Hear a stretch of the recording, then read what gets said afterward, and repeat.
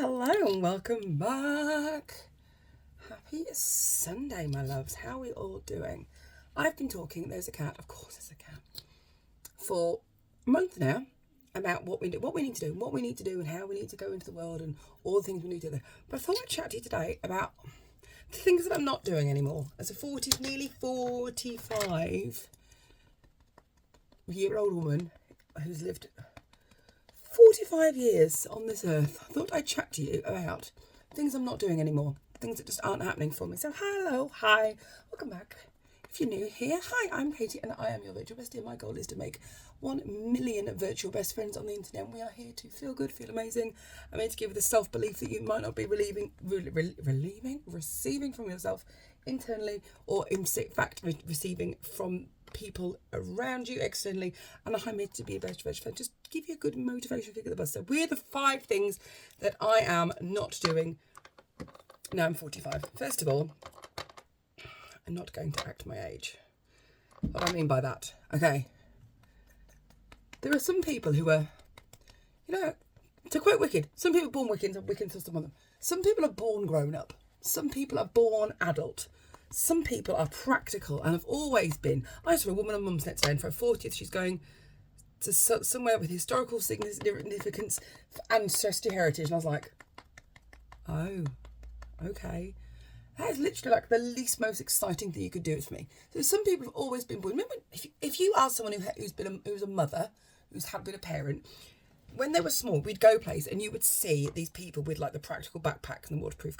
No, it was never me. It's never going to be me. And I spent a long time worrying that I wasn't together enough. I know people that are incredibly put together and incredibly glamorous and, beautiful big homes and drive big cars. And I used to akin that to being grown up, being an adult, having my shiz together. I said to my son the other week, I've just been here longer, I've got no idea what I'm doing.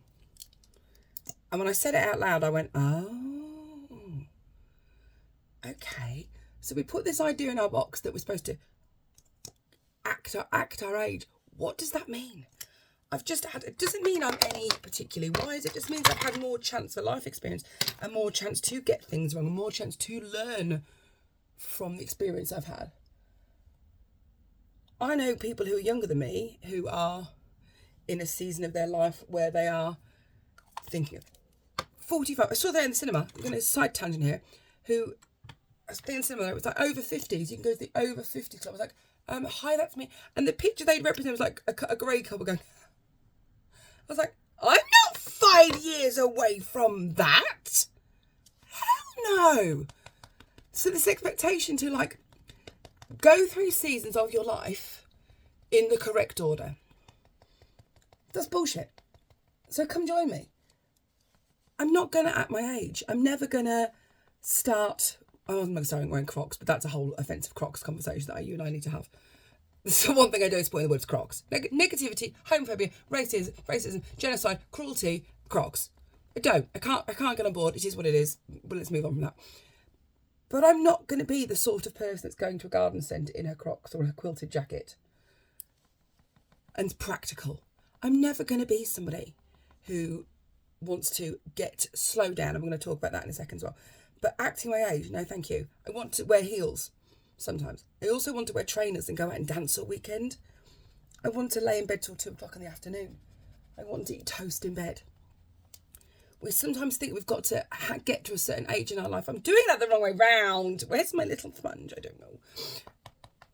And we need to behave in a certain way that befits our age.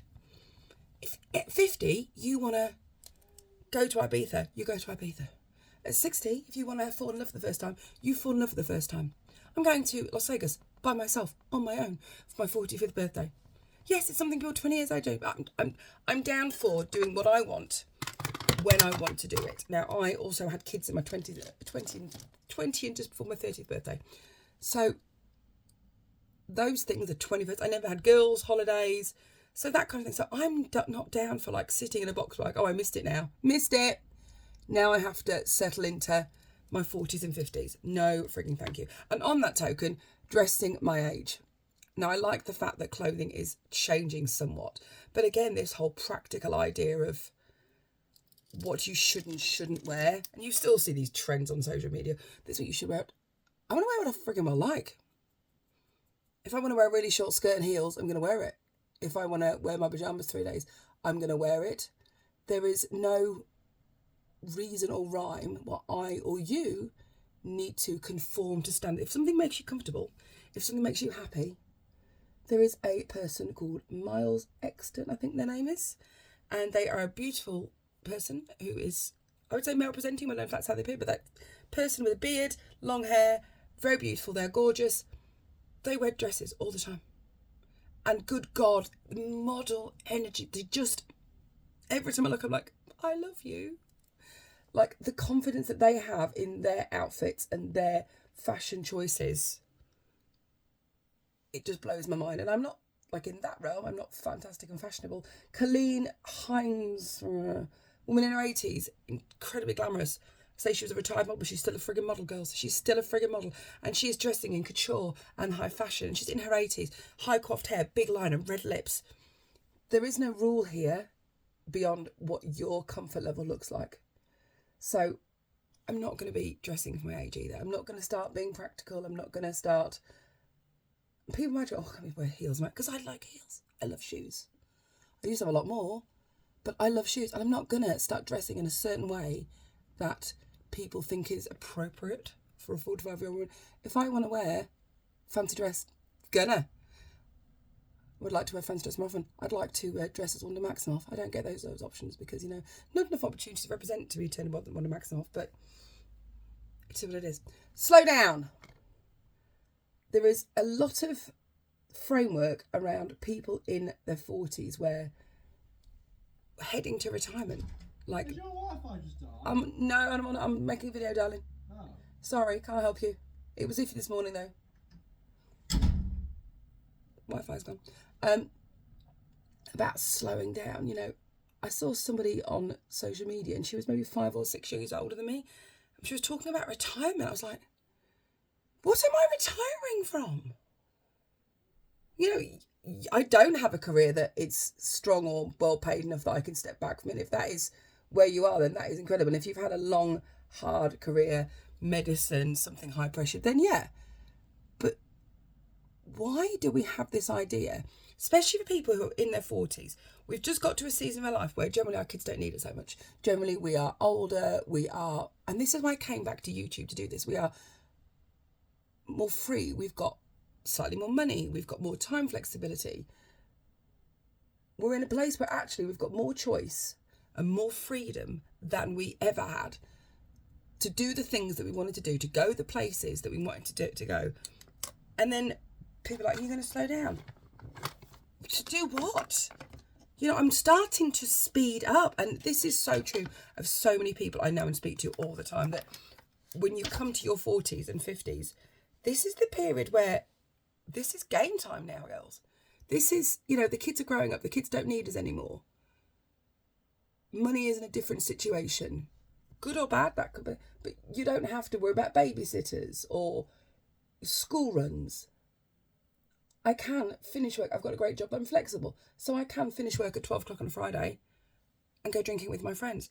Why would I want to think about slowing down? And also, retirement at 50, what is that now? If you've got 30 years ahead of you, it's taking 30 years to get there, why would you then spend the next 30 years walking away from something that took you 30 years to build? So we're not slowing down any time soon. And that comes into, technically put 6, because I said 5 and I was like, oh, I've got 5.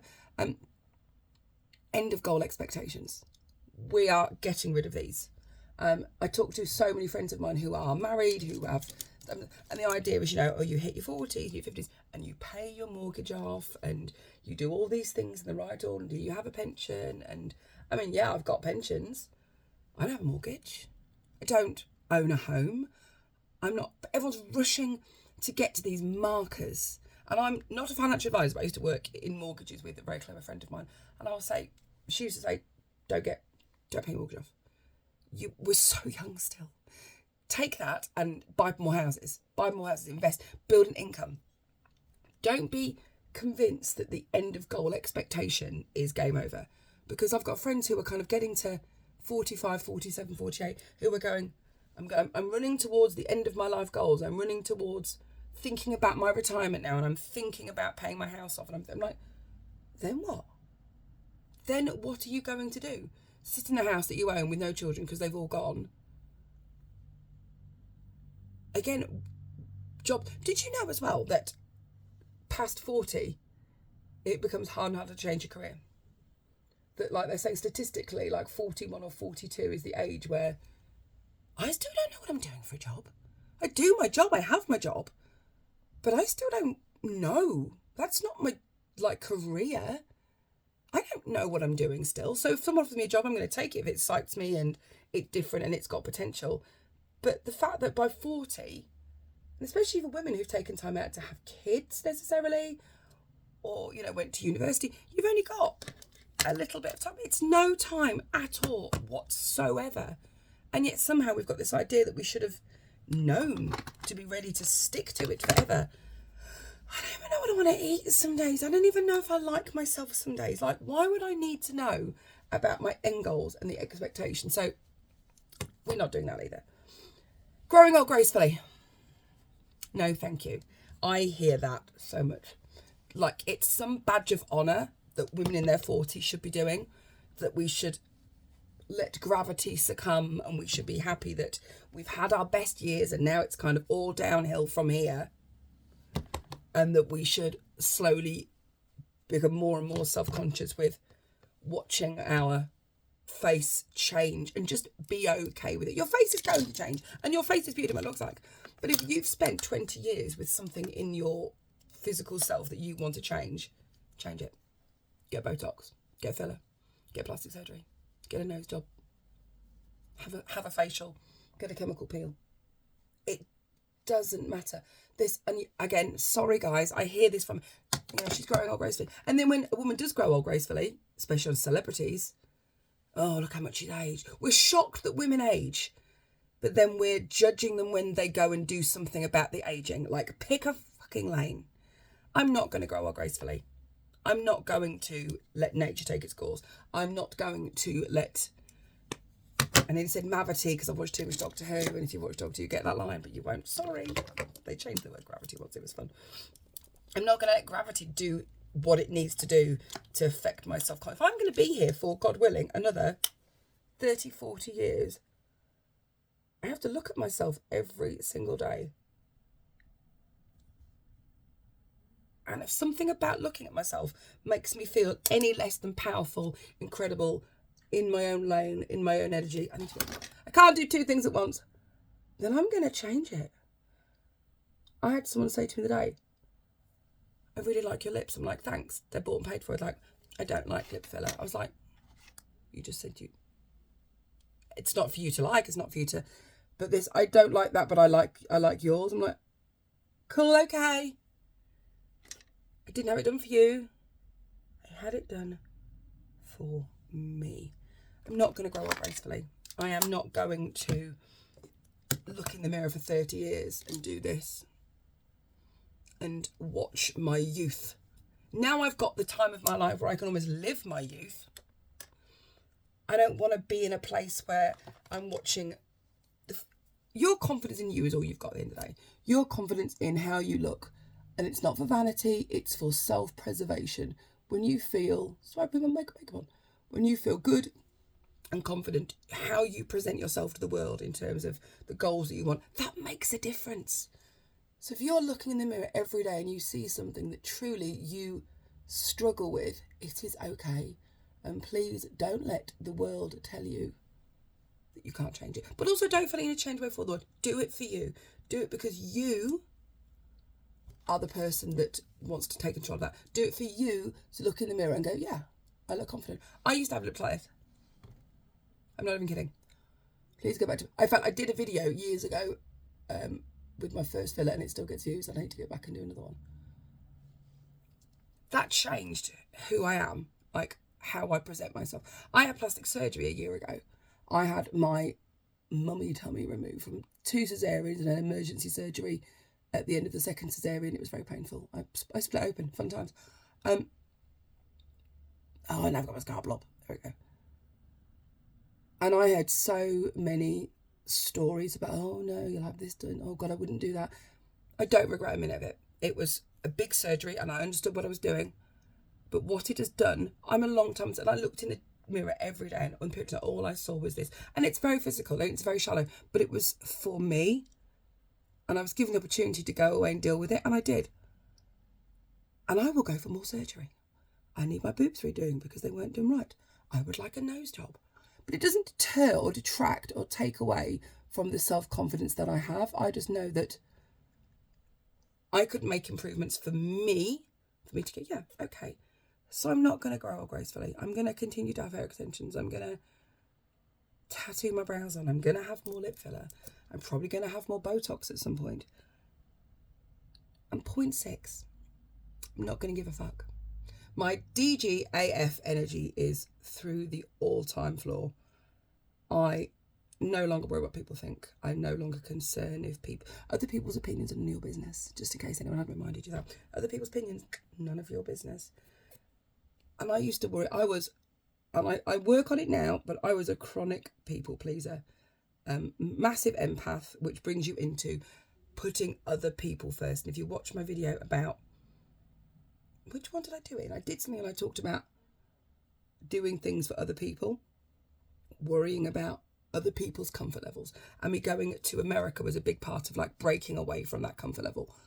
Taking myself to America, going to Disney by myself, not worrying if other people's happiness or memories or experiences were there, because I would expect other people's to improve mine. Does that make sense? I got dry skin though, I don't like that. It's fine, we worth it. I have to. Actually, hold please, we're going to scrub first. So all of that kind of leads into, I just don't give a fuck. My DJIF energy in my 40s is through the floor. Talk about me. I saw someone really lovely today who I hadn't seen in a long time.